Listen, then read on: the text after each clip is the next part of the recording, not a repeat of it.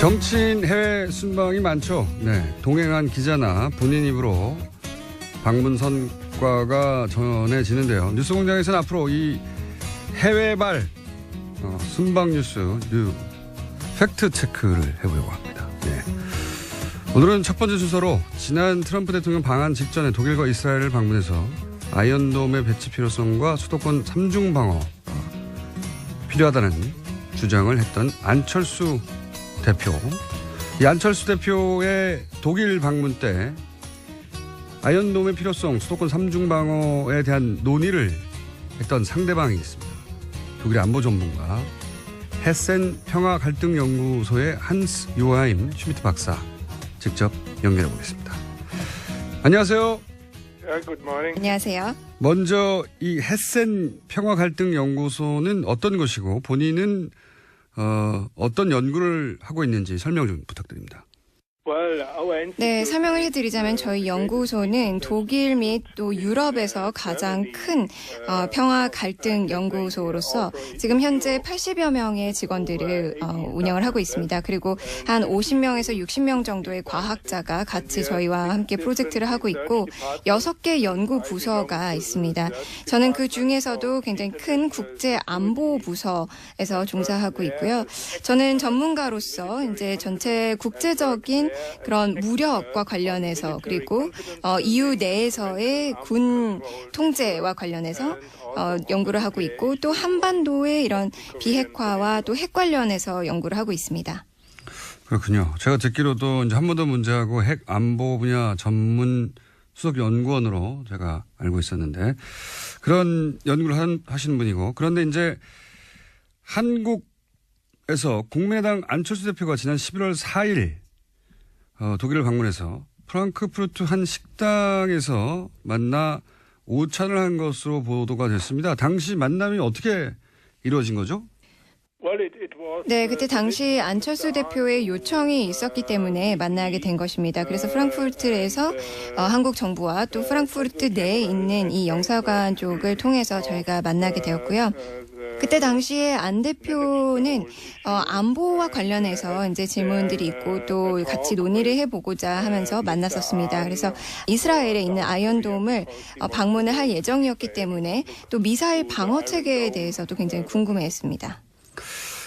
국내 언론을 통해서 전해진 당시 안철수 대표의 발언 내용을 보면 수도권에 3중 방어망이 필요하고 그래서 이를 위해서 이스라엘 아이언돔 시스템 도입하는 게 좋겠다 이런 발언이 있었다고 하는데 이에 대해서 박사님은 어떻게 답변을 하셨는지. 네, 아이언돔 같은 경우에는 제가 봤을 때는 서울이나 또는 인근 지역의 인구들을 보호할 수는 없을 거라고 생각을 합니다. 제 생각에는 이게 그저 뭔가 효과가 있다면 플라시보 효과 정도만 주지 않을까 생각을 하고요. 정치인들도 그걸 잘 알고 있다고 생각을 합니다. 그저 아이언돔이 주는 효과 같은 경우에는 제한적인 방어만 수도권 지역에게는 제공을 할 수 있다고 생각하고 만일에 북한이 아주 제한적으로 공격할 경우에만 도움이 되지 대대적인 공격일 경우에는 이게 오히려 문제가 될 수도 있다고 생각을 합니다. 결국에는 이런 아이언돔 같은 경우에는 큰 규모의 공격일 경우에는 방어가 전혀 되지 못하고 제한적인 방어만 제공을 할 수 있지 않을까 생각합니다. 안철수 대표를 만났을 당시에 그렇게 답변을 하셨습니까? 네, 제가 그렇게 안철수 대표에게도 설명을 했습니다. 사람들에게 심리적인 안정감만 가져다 주지 않을까라고 얘기를 했었고 정치인들도 그 부분들을 익히 알고 있을 것 같습니다. 그리고 이 아이언돔이라는 것 자체도 굉장히 비쌉니다. 게다가 3중이라는 말씀을 하셨는데 3중으로 하더라도 제한적인 방어만 제공을 하지 않을까 싶고 그 제한적이라는 의미에서도 아주 소규모 공격일 경우에만 도움이 될 것 같습니다. 결국에는 정치인들이 뭔가를 했다라고 보여줄 수 있는 이런 플라시보 효과이지 않을까 생각합니다. 보도되기로는 전술핵에 대한 이야기도 나눈 것으로 안철수 대표가 보도됐습니다. 그날 전술핵에 대해서 안철수 대표는 어떤 주장을 했고 그리고 박사님은 이 한반도 전술핵 재배치에 대해서 어떻게 말씀을 하셨는지요? 네, 그때 당시 안철수 대표가 그 듀얼키 제재에 대해서도 물어봤었습니다. 그래서 유럽 내에서의 일부 나토 회원국들이 미국의 전술핵을 이제 듀얼키 시스템으로 설치를 하고 있기 때문에 그런 내용을 논의를 했었고요. 그 전술핵 재배치와 관련해서는 직접적으로 북한이 한국에 대해서 핵 위협을 하지 않는 한 저는 대한민국에는 딱히 필요하지 않다는 의견입니다. 트럼프 대통령의 현재 그 핵 보유 또는 핵 무기에 대한 전반적인 그 정책에 대해서도 저희가 같이 얘기를 했었습니다. 그래서 미국 측에서 지금 확대 억제에 대해서 논의를 하고 있고 이것을 지금 검토하는 것으로 제가 알고 있기 때문에 이런 부분들이 미국이 어떻게 결정을 하느냐에 따라서 한국이나 일본에도 영향을 미칠 수 있기 때문에 그 이후에 논의가 돼야 되지 않을까 생각합니다. 하지만 그 전까지 지금 현 상황으로서는 전술핵 재배치가 한국에는 딱히 필요하지 않지 않나라고 제가 안철수 대표에게 얘기를 했었습니다.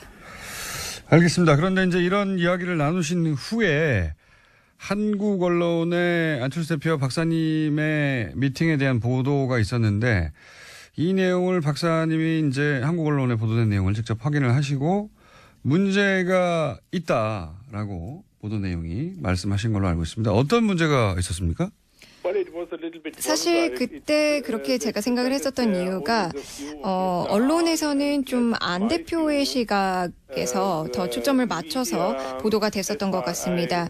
그리고 저와 같이 대화하던 당시에 논의가 되지 않았던 내용도 같이 기사가 났었기 때문에 그 부분에 대해서 제가 조금 놀랐던 부분이 있었습니다. 그때 함께 참석했었던 영사관 쪽 분도 사실 통역사가 그 자리에 함께 배석을 했었고 제 얘기와 또 안 대표의 이야기를 같이 통역을 했었는데 그 분 또한 좀 놀랐던 부분이 있었습니다. 박사님이 안철수 대표의 의견에 반대하거나 예를 들어서 아이언돔은 크게 도움이 되지 않는다라고 하는 내용들이나 이런 거는 가지고 안철수 대표의 주장만 담기고 또 안철수 대표가 하지 않았던 대화 중에 하지 않았던 말들도 기사에 실리고 그래서 기사가 이게 정확하지 않다 해서 불쾌하셨다 이런 취지인가요? 네, 맞습니다. 사실 아이언돔 자체를 완전히 반대를 하기보다는 제가 분명히 수도권 지역을 보호하는 데에는 이게 충분치 않다. 그리고 내 시각에서는 돈이 너무 많이 들고 또 그 돈에 비해서 아주 제한적인 방어 체계만 제공을 할 수밖에 없기 때문에 이것은 맞지 않다라고 얘기를 했었는데요. 그리고 분명히 심리적인 부분만 충족시켜 줄 것이라고 얘기를 했었고 안 대표도 그 부분을 알고 있었습니다. 약간의 일방적인 내용만 담기고 또 저희가 같이 논의하지 않았던 부분도 기사에 실렸다는 점이 좀 실망스러웠습니다. 전문가시니까 한두 가지 질문만 더 드리겠습니다. 한국 정부에서는 계속해서 이제 대화를 통한 북핵 문제 해결을 주장하는데 이게 유효한 효과적인 대북 전략이 될 수 있다고 보십니까? 유럽에서는? 네, 사실 제가 생각을 했을 때는 지금 현재 문재인 대통령께서 그리고 그 행정부 쪽에서도 뭔가 대화를 재개하고자 노력을 많이 하고 있는 것 같습니다. 하지만 지금 미국과 북한과의 긴장감이 점점 더 고조되는 상황에서 상황 자체가 좀 어려운 것 같습니다.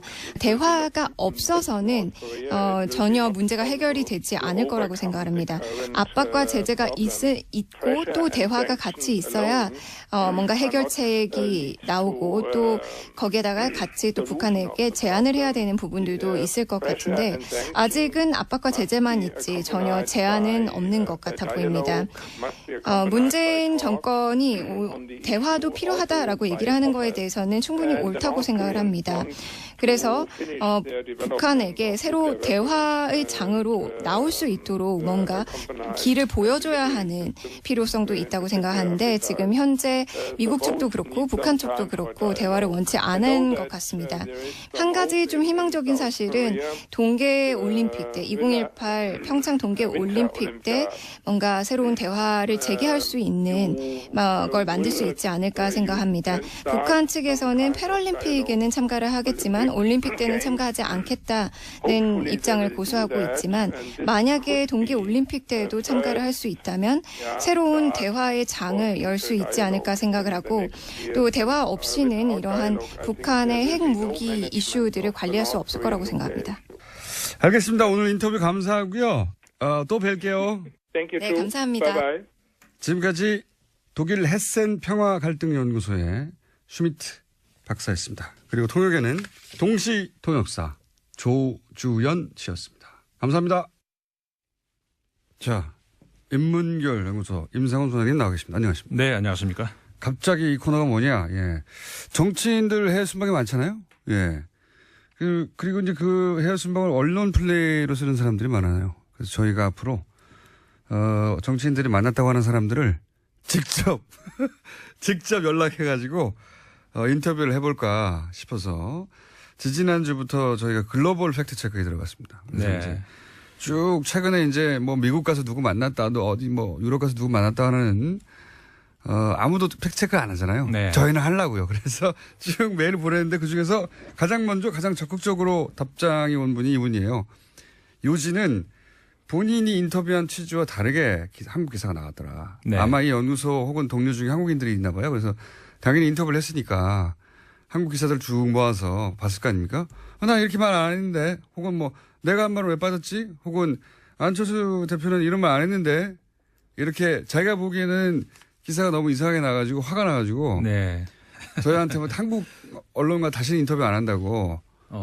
그래서 제가 뉴스 공장을 주변에 물어봐라, 한국인들에게. 그랬더니 거기는 할만하다. 답이 왔어요. 인터뷰 빨리 하자.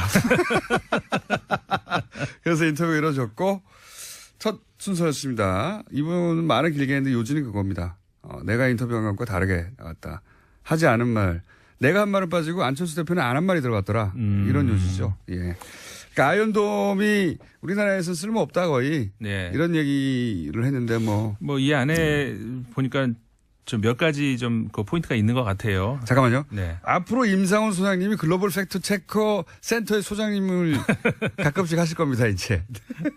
그래서 이 순서를 여기다 넣었어요. 예.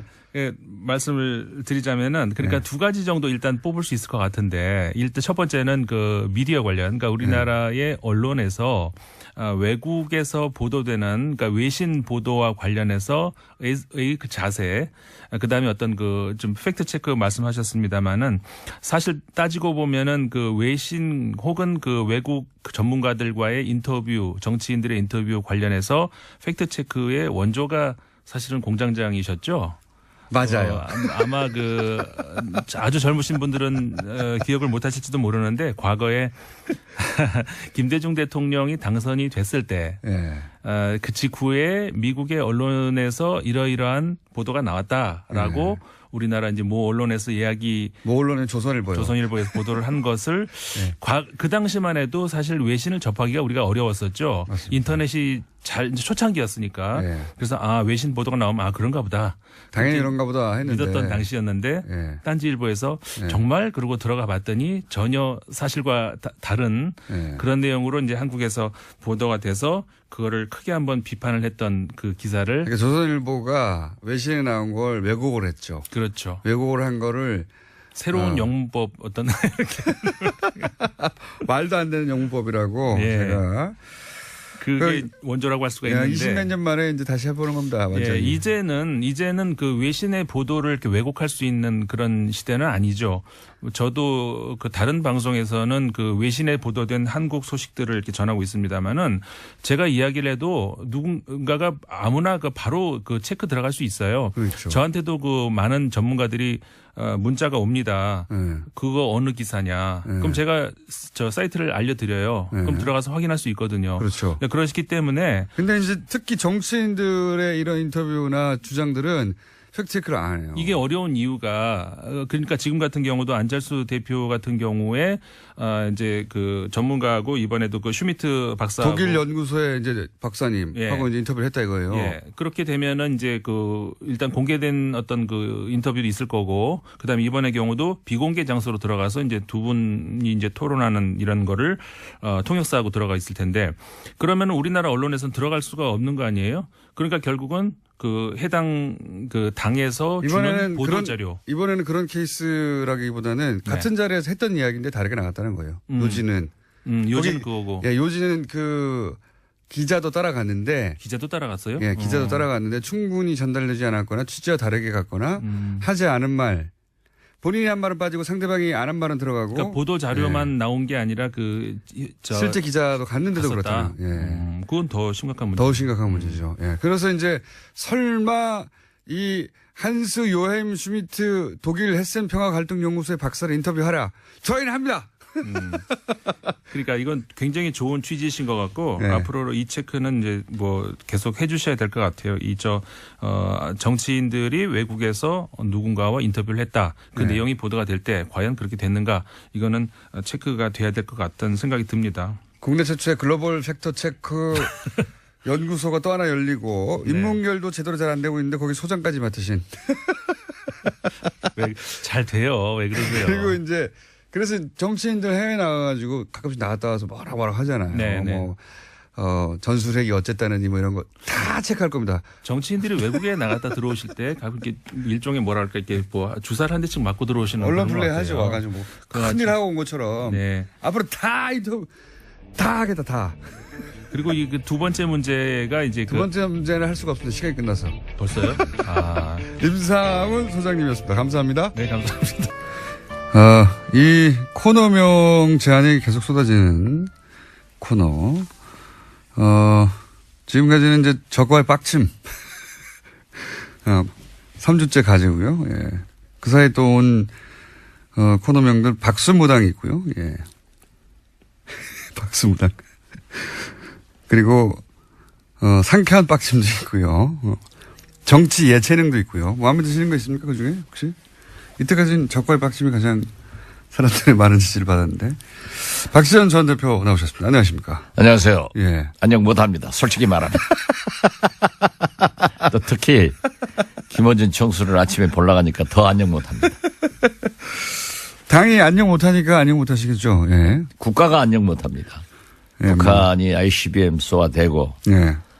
중국에서는 사드 문제로 롯데는 제외시키고 뭐 관광을 푼다고 하지만은 찔끔찔끔 대국의 자세가 아니고 저는 항상 국가를 걱정하는데 자유한국당이 저렇게 싸우고 있고 아주 안녕 못합니다. 그중에서 제일 안녕한 것은 국민의당입니다. 아니 그렇잖아요. 싸워봐야 국민한테 큰 영향력을 주지 못하니까. 싸워봐야 큰 영향을 주지 못하니까. 뉴스는 제일 많이 나옵니다, 요새. 뉴스 나오면 뭐예요? 히트 하나 없이 잽이나 날리고 있는데 예. 사실 우리 국민당이 그 정도 하는 거 뭐 국민 생활하고 관계가 없잖아요. 국민생활하고 관계없는데 국민의당 그 소속 의원들과 구성원들에게는 영향이 크지 않습니까? 아, 그렇죠. 예. 그럼 어떻게 돼갑니까? 지금까지는?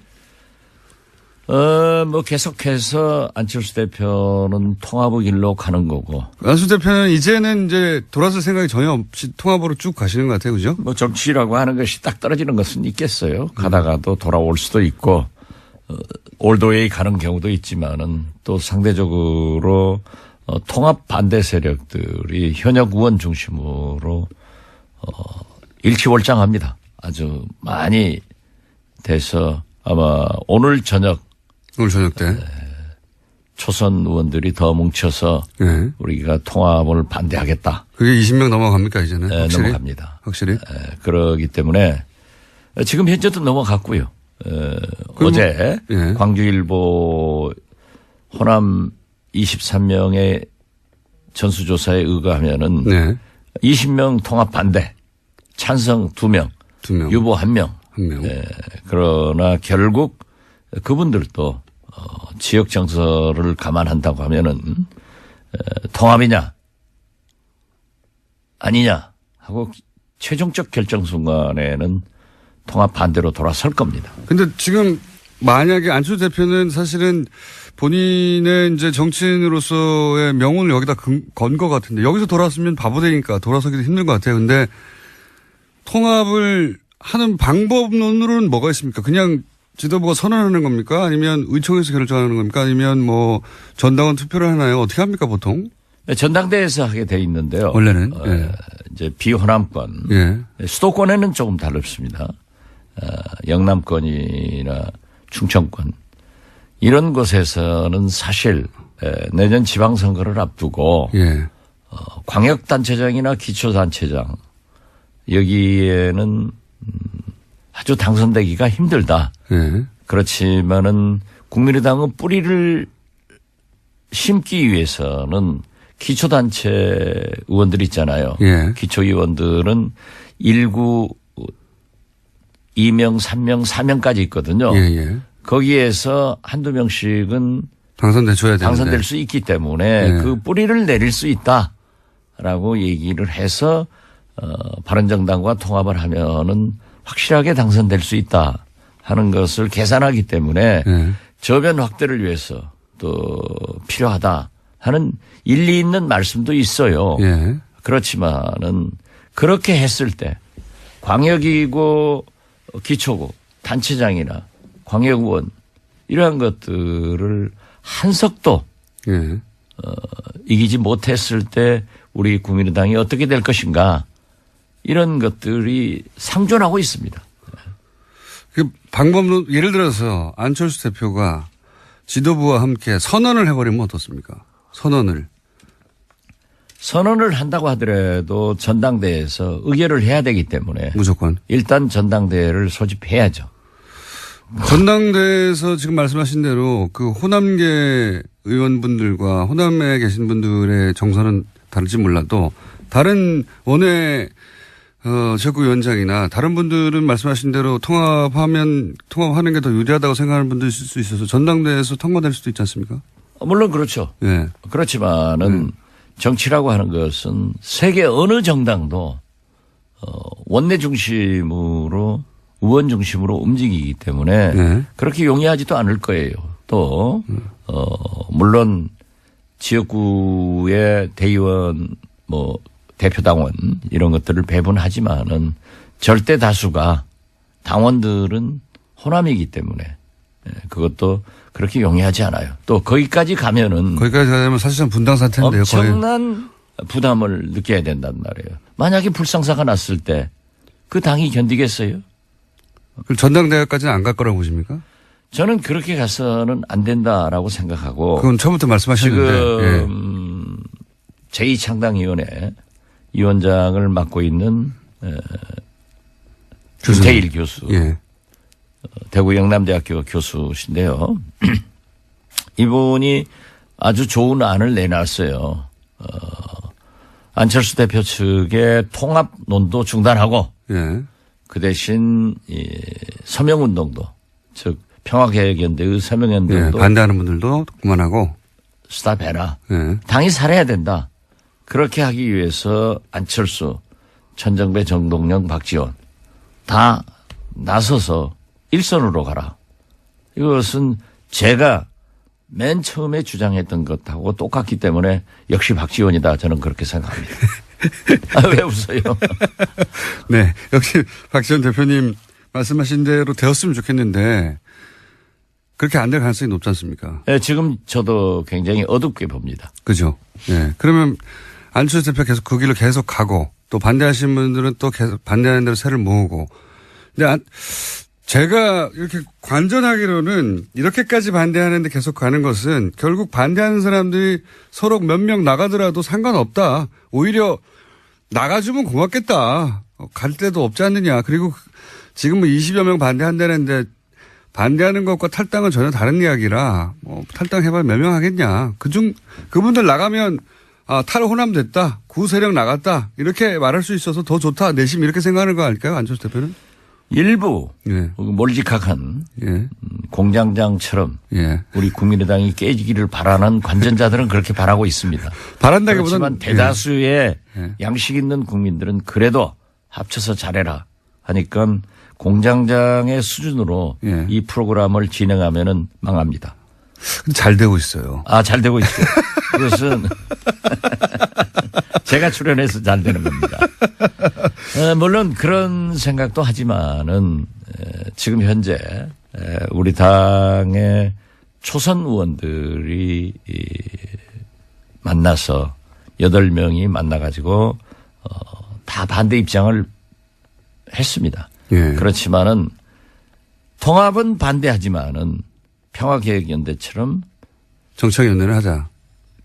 그 서명을 하고 예. 그것은 분열로 보이기 때문에 양쪽 다 자제하자는 거잖아요. 자제하자. 예. 그리고 지금 현재 예산 개혁 입법의 총력을 경주하자.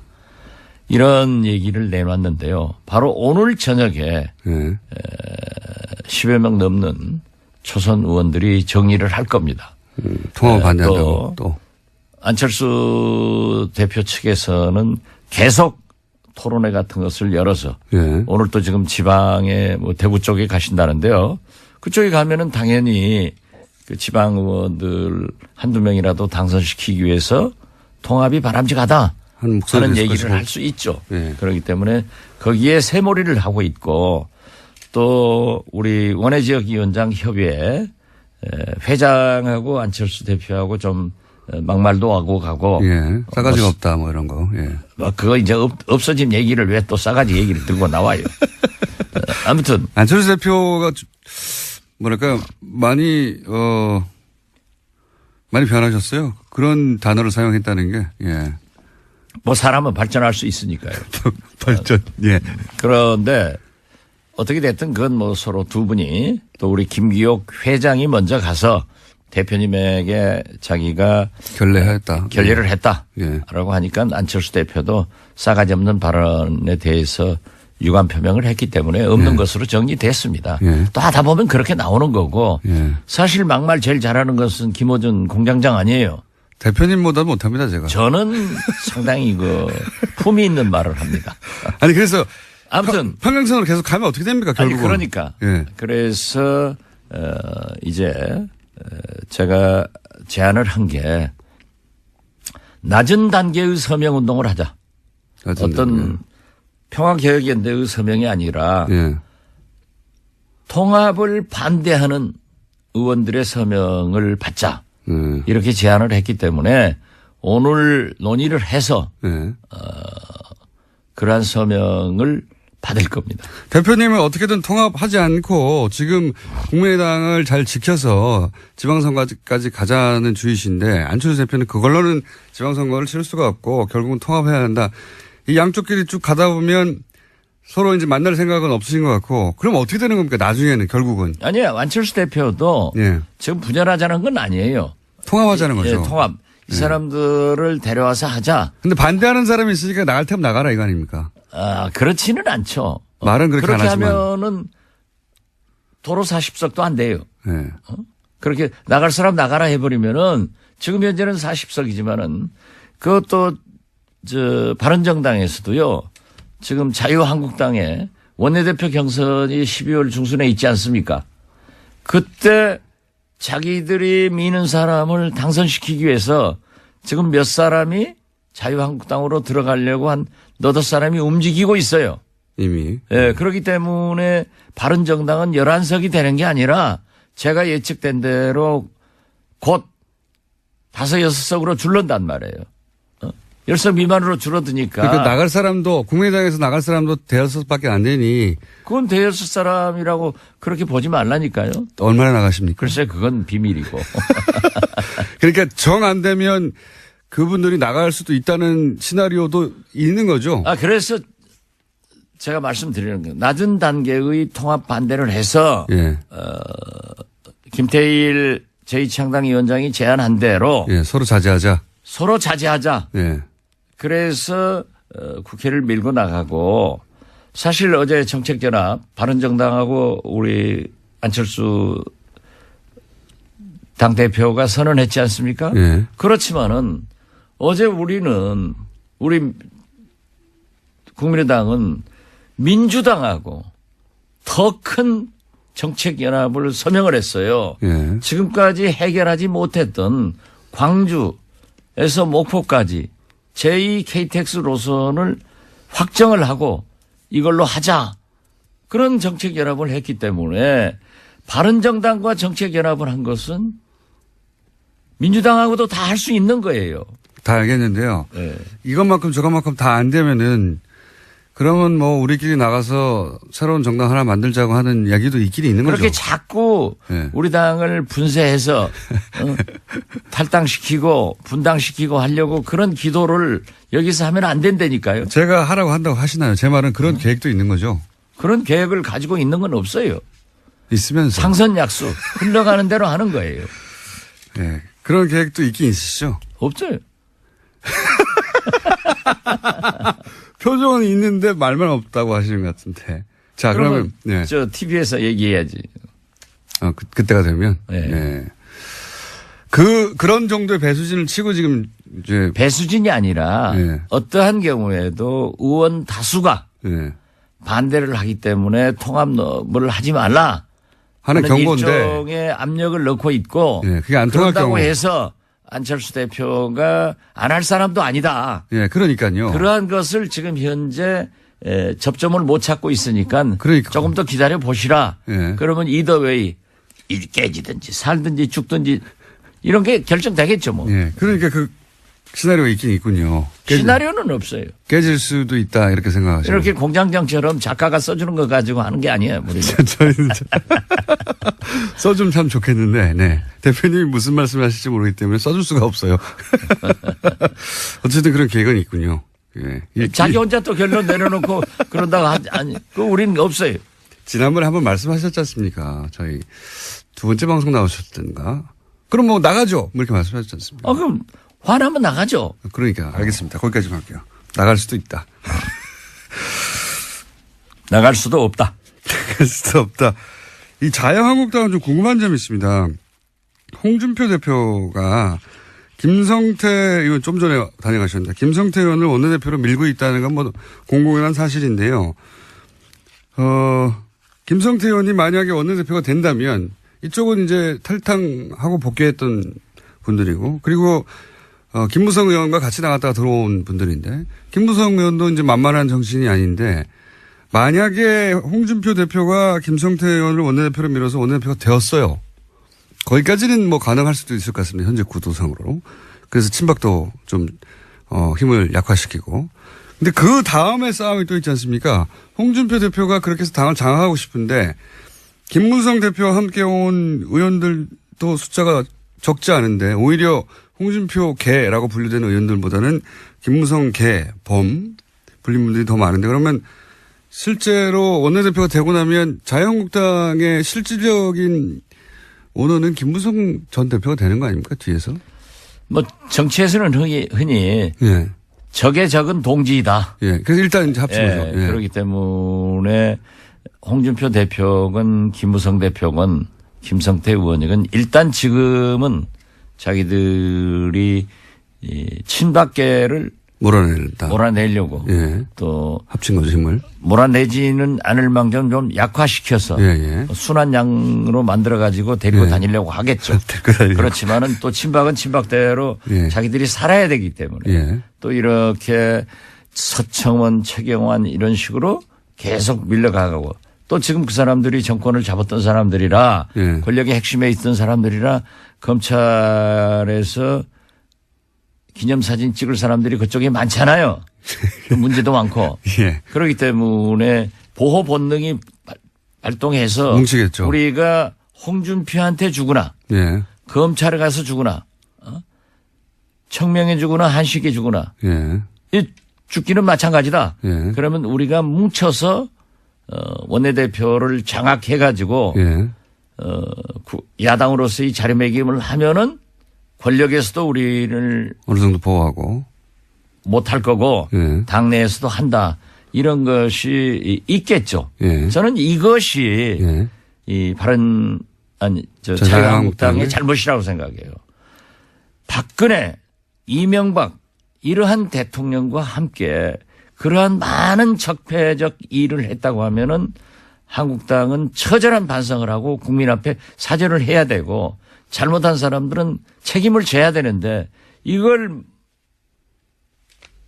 하지 않고 넘어가려고 하는 것이 잘못인데 어떻게 됐든 지금 현재로 보면은 홍준표는 세력이 없기 때문에 예. 또 명분상 친박을 쳐야 되기 때문에 예. 김무성 세력과 손을 잡을 거예요. 예. 손을 잡으면은 저는 이 홍준표 김무성 세력이 일단 손을 잡아서 예. 원내대표도 당내를 장악하리라. 예. 그렇게 보고 그 다음이 궁금합니다. 그 다음은 예. 그 다음은 이제 원래 이제 주인이 둘일 수는 없으니까. 그렇죠. 예. 그렇기 때문에 태양이 둘일 수 없으니까 예. 한국당의 태양이 누가 되느냐. 예. 그렇지만은 홍준표에게는 아무래도 한계가 있을 겁니다. 왜냐하면 대법원에 예. 계류된 상태가 지금 현재 아직 해결 안 그렇게 됐죠. 녹록지가 않은 것 같아요. 예. 왜냐하면 서청원은 홍준표의 녹음 테이프가 있다. 예. 이런 것들이 어떻게 작용을 할 것인가. 그러니까 홍준표는 문국현 씨하고 다르더라고요. 옛날에 문국현 씨는 조그만 당대표였지만 걸리니까는 그냥 싹 예. 엎드려요. 다 포기했죠. 예. 결국은. 그러니까 그 이해창 총재 밑으로 가서 원내교섭단체 들어가서 이제 숨지기고 살았는데 홍준표는 역시 싸움꾼이라 네. 세게 덤비고 있지만은 홍준표 대표 지금 발언하는 거 보면은 센 척하고 싹 죽어요.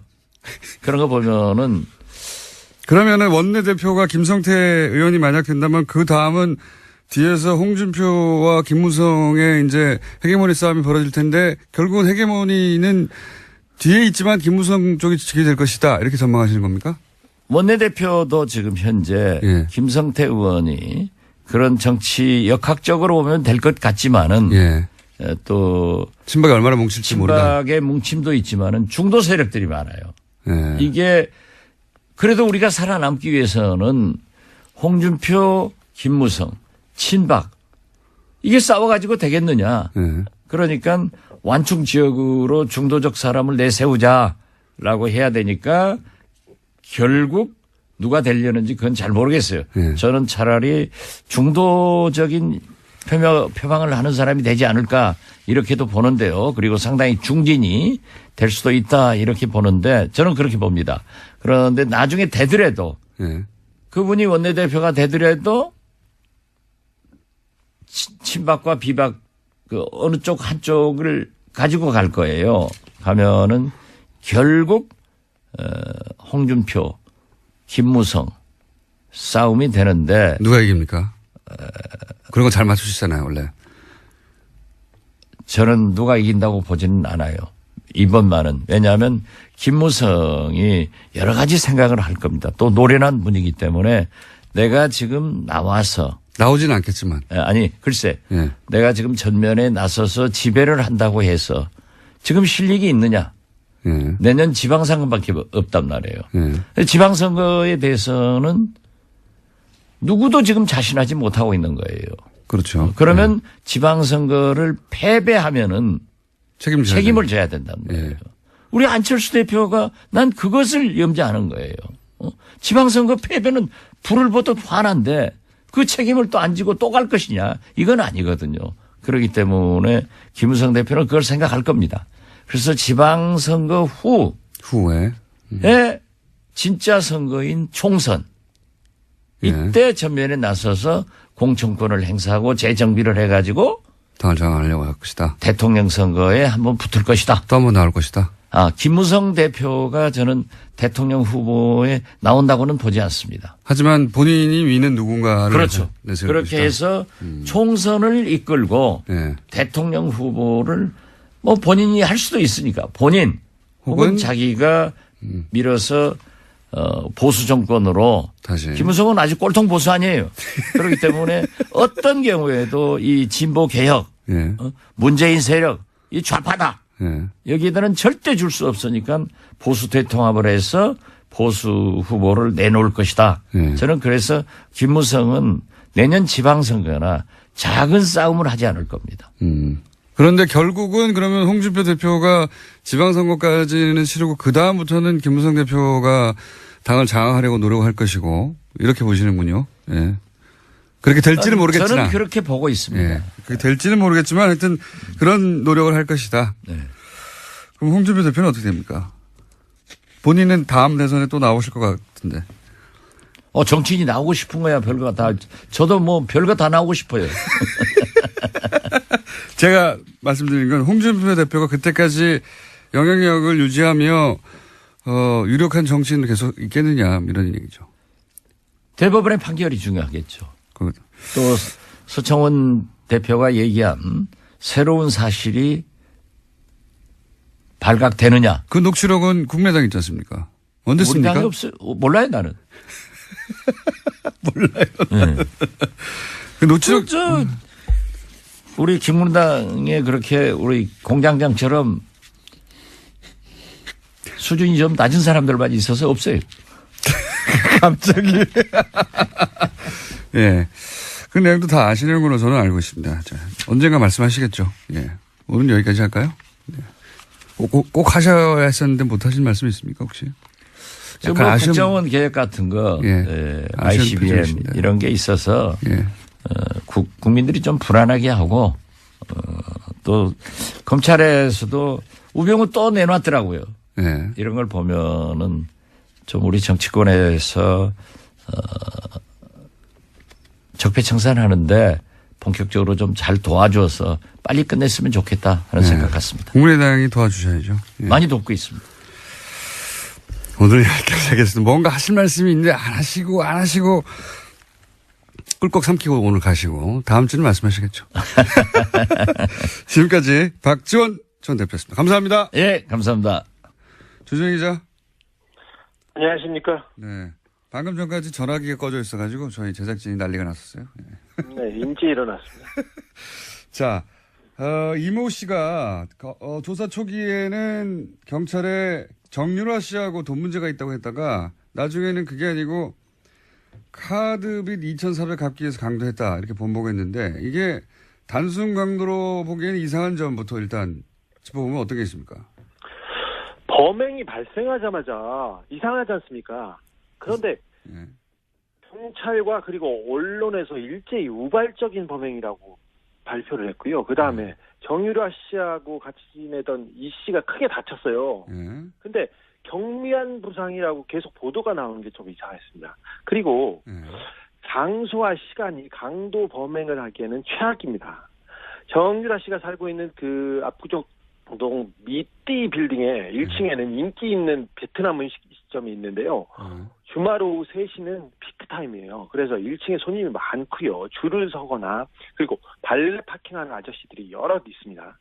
그리고 그래서 누군가 고함만 질러도 그냥 바로 검거될 수 있는 그런 환경인데 일주일 이상 그 강도 범행을 도모한 사람이 찾기에는 너무 그 멍청한 선택이었습니다. 일단 기본적으로 오후 3시 사람이 드글드글하는 곳에 대낮에 강도를 하러 간다는 게 이상하고 그리고 이게 이제 강도라는 건 침입이 목적이 아니라 돈을 뺏어서 도주가 목적이에요. 도주 계획이 예, 도주 계획이 수립이 돼야 되는데 침입할 때부터 이미 수희 아저씨하고 마주쳤다는 것은 얼굴이 다 노출되는 거잖아요, 그죠? 네, 이게 도주하기에는 굉장히 어려운 그 빌딩이에요. 정유라 씨 집은 지하 1층하고 1층에서 출입구에 그 카드를 이렇게 대고 올라가야 되는데요. 지하 1층에서 1층에 저기 경비 아저씨가 있어요. 아까 말했듯이 1층에는 발레 아저씨들이 덩치 큰 아저씨들이 많습니다, 거기에. 근데 그래서 지하 1층에 가서 택배 왔어요. 그리고 경비원을 일단 협박해가지고요. 인터폰을 하게 하고 이 경비 아저씨를 묶고 이렇게 올라가는데 여기까지는 치밀합니다. 그 가짜 총과 칼까지도 그 준비한 걸 보면 여기까지는 총도 준비했어요? 아니 칼을 준비했다? 칼과 가짜 총도 있었어요. 가짜 총도 있었어요? 네네. 근데 그렇게 묶어놓고 거기 준비까지는 치밀했는데, 그리고 지하로 올라간다는 것까지 알았어요. 이건 쉽지 않은데 그걸 보고 올라갔는데 도주 생각은 아예 없었다고 봅니다. 그 건물 내부에 CCTV도 있었을 거 아닙니까? CCTV 이 집 많습니다. 많습니다. 그래서 근데 이미 올라가면서 자기가 노출될 것을 알고 있었다고도 봐도 무방합니다. 그러니까요. 원래 이제 도망가는 계획을 못 세우면 아예 들어가지도 않는 건데, 자, 네. 그렇게 실제로 집에 들어가서 좀 경찰 발표는 금품을 요구했다고 하는데 실제 금품을 요구했답니까? 들어가서? 아니요, 돈을 요구하지도 않았고요. 돈을 숨겨놨을, 최순실 씨나 정유라 씨 큰 부자이기 때문에 어디에 숨겨놨겠지, 쌓아놨겠지 했는데 금품을 찾기 위해서 집을 뒤진 흔적도 없습니다. 뒤지지도 않았습니다, 아예. 그럼 들어가서 실제로 어떤 행동을 했습니까? 이 부분 주목되고 있지 않은데 누가 보내서 왔다고 얘기했어요, 분명히. 누가 보내서 왔다. 그리고 정유라 나와라. 할 얘기가 있다. 할 얘기가 있어서 나와라. 이런 소리를 계속 질렀다고 합니다. 그래서 아직 어떤 얘기를 했는지는 지금 취재 중입니다. 누가 보내서 왔다. 그리고 할 얘기가 있어서 왔다. 네. 그 외에 또 어떤 행동을 했습니까? 정유라 씨는 이 빌딩에 6층, 7층에 복층이 있는 집에 살고 있는데 6층에는 고땡땡 유모가 살고 있고요. 유모가 고모. 있고, 네. 7층에는 정유라 씨가 지내고 있어요. 네. 원래 6층에 정유라 씨가 살았어요. 네. 그리고 7층에는 정윤혜 씨와 최순실 씨 방이 있었어요. 네. 각방이었습니다, 사실. 별걸 다 알아, 각방. 예. 이제 거기에 어떤 사진이 걸려 있고, 이상한 도령 사진이 걸려 있고 그렇습니다. 40대 계안이 6층에 올라가서 모모의 신분증을 뺐었어요. 신분증이요? 신분증을 보면서 어딘가에 전화도 했습니다. 신분증을 보고 전화. 네, 이거 수사 중이니까 곧 파악이 될 겁니다. 집에 돈이 없으면 돈과 비슷한 카드를 뺏는다든가 분명히 다른 걸 해야 되는데 인출 시도를 한다든가. 신분증을 보고 전화를 했다는 것은 좀 이상하죠? 굉장히 이상하네요, 이건. 네. 돈을 목적으로 한 침이 아닌 건 거의 분명한 것 같은데. 그리고 아까 이제 마필 관리사 같이 거주하고 있던 마필 관리사 이모 씨가 이제 다투다가 칼에 찔렸다. 그런데 경미한 부상 정도, 생명 지장이 없다. 이런 식의 보도가 있는데 사실 아닙니까? 그것도 사실 아닙니다. 6층에서 좀 소란이 있고 그러니까 7층에서 이제 이모 씨가 나왔어요. 근데 마필 관리사 이 씨한테는 너하고는 감정이 없다. 찌르고 난 다음에도 너한테는 미안하게 생각한다. 이런 식으로 얘기를 했어요.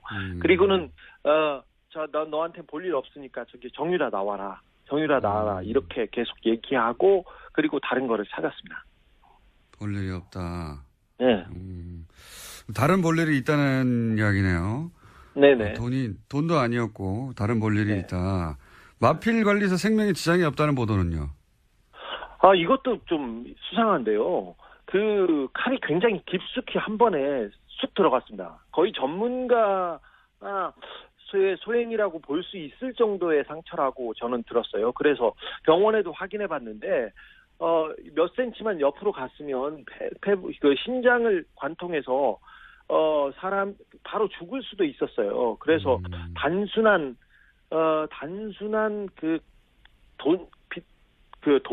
빚 때문에 벌인 범행이 분명히 아니라는 것은 분명합니다. 피가 너무 많이 나서요. 네. 생명에 지장을 줄 뻔했습니다. 범인이 전과가 없는 초범이었는데요. 칼을 매우 잘 쓴다는 특징이 있습니다. 그렇군요. 그럼 신고는 누가 한 겁니까? 신고한 사람도 안 나왔는데. 네, 사실 초범이 이렇게 칼 쓰다가 이거 쉽지 않거든요. 손 다치고 힘든데 이거 말끔하겠습니다. 신고는요. 괴한이 소란을 피우고 이 씨하고 격투가 벌어졌지 않습니까? 그래서 정유라 씨가 아이하고 이렇게 방의 문을 잠그고 방 문을 붙들어 잡고 있으면서 전화를 했습니다. 정유라 씨가 누가 신고했는지 보도가 안 돼가지고. 그러면 정유라 씨 정도는 굉장히 중요한 적인데 경찰이 건물을 감시하고 신변보호하고 있지 않았나요? 사실 경찰 한 명이 보호하고 있었습니다. 근데 이모 씨가 이 부분도 따돌리고 들어갔습니다. 심상치 않네요. 그러면 마지막 질문인데 이게 돈도 목적이 아니고 무슨 할 말이 있어 왔다. 신분증을 뺏어서 어디론가 전화했다. 종합적으로 볼 때 따로 볼 일이 있었다고 했던 그 볼 일은 뭐라고 지금 아직 취재 중이긴 하겠지만.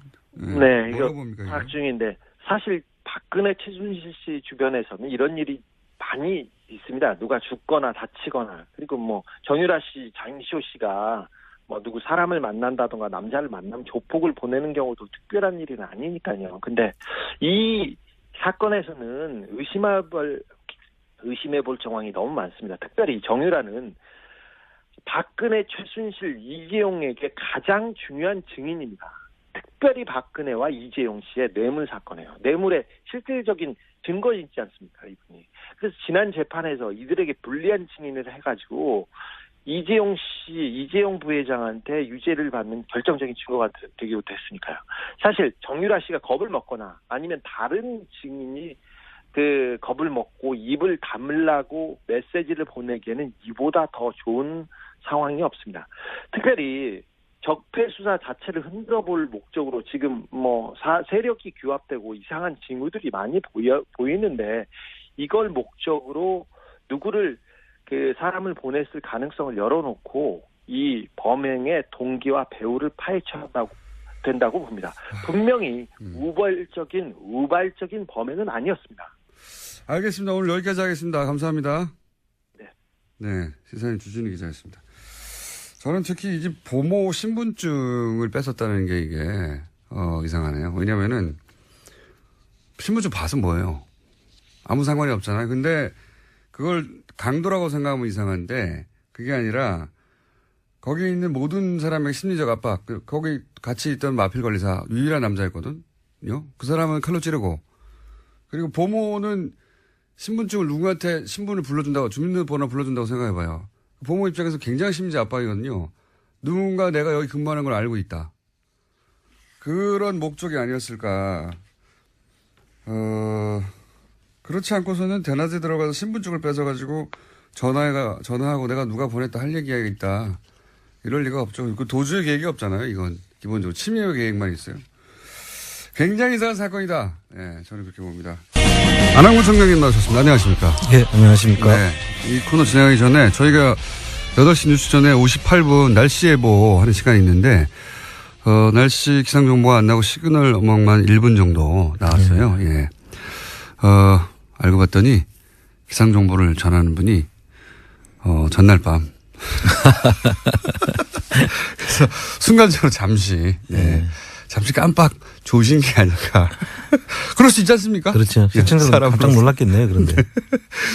그렇다고 합니다. 자, 오늘 총장님 얘기 진행하기 전에 바로 앞 순서에 김영건 의원님 전혀 새로운 이야기 들었는데 너무 이상해서 저도. 노무현 정부 때 3%밖에 안 쓴 비용, 설정금 비용을 이명박 정부 혼자 70%를 썼다는 거 아닌가. 네. 최근 4개의 정부를 다 합친 비용의 70%를 혼자 썼다. 그러니까요. 예. 근데 바로 직전 정부가 3%밖에 안 썼다고 하면 똑같은 공무원 체계에 똑같은 뭐 진단 시스템에 똑같은 프로세스 공무원들인데 갑자기 20 몇 배가 더 나빠졌다는 거는 이게 단순한 문제가 아니다. 그렇죠. 그 금액이 엄청나더라고요. 3조씩 이렇게 들어가는. 보상 금액만 3조고 그러면 살처분하기 위해서 땅 파고 싣고 뭐 이런 그런 비용도 조 단위가 들어갔을 거거든요. 예. 그래서 김영건 의원님은 이제 농가 피해 관점에서 보셨는데. 이거 농가 피해 관점만 볼 게 아니고. 거꾸로 이익을 본 사람이 있을 거 아닙니까? 그렇습니다. 뭐 미국의 수출업자라든지 또 국내 수입업자. 그 외국 수입국이라든지 이런 것들이 많이 들어와야 이익을 보는 사람들. 그리고 실제로 그 시기에 중소 수입업자들은 다 망하고 대기업들이 수입업자로 재편됐다고 하거든요. 그렇죠. 그 관련된 업자들 그 중심으로 해서 무슨 문제가 있을 수 있으니까 그걸 한번 살펴봐야 될 것 같아요. 그러니까 이익을 본 사람은 없는가. 이제 피해를 본 농가의 입장에서만 이제 보셨는데 저는 듣다가 누군가 피해를 보면 누군가 이익을 보는 게 이 업계에 생리인데. 그렇습니다. 이명박 정부를 보면 설마가 전혀 없거든요. 항상 맞습니다. 항상 우리가 생각을 예상하는 그 이상이거든요. 저는 그래서 김영건 의원실에서 이 사안을 농가 피해 관점도 중요한데 거꾸로 이로 인해서 이득을 본 업계가 혹은 사람들이 누가 있냐의 관점에서 바라보면 전혀 다른 그림이 보여질 거라고. 예, 저도 그렇게 봅니다. 그런 생각이 들었는데, 네. 이명박 대통령 전문가로서 지금 그렇게 보시는 거죠? 오랫동안.